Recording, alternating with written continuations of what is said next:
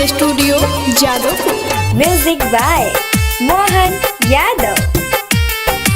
उठाता डोली रोता यार, उठाता डोली रोता यार, अबो से बकसदा हमके भतार, अबो से बकसदा हमके भतार। रहे प्यार नैहर में कहना बतवलू, रहे प्यार नैहर में कहना बतवलू, अब सब खर्चा हो जाई हमर बेकार। उठाता डोली रोता यार, अबो से बकसदा हमके भतार।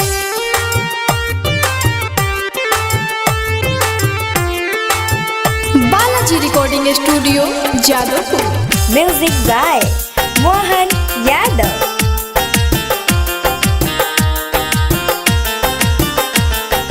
बावे पागल प्यार में कुछ कर जाई हो, सच कही हमरा बिना मर जाई हो।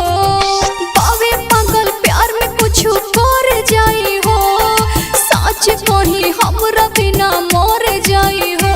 ना कोरया अफसोस किस्मत के बादोस, ना कोरया अफसोस किस्मत के बादोस, शादी टूटी तो का कोही गौआ जवार। उठाता डोली रोता यार, अबो से बकसदा हमके भतार।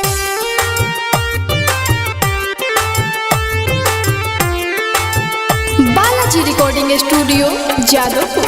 Music by Mohan Yadav.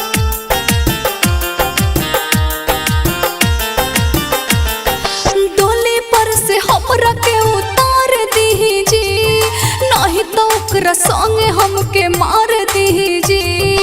डोली पर से हमरा के उतार दीजी, नहीं तो ओकरा संगे हमके मार दीजी।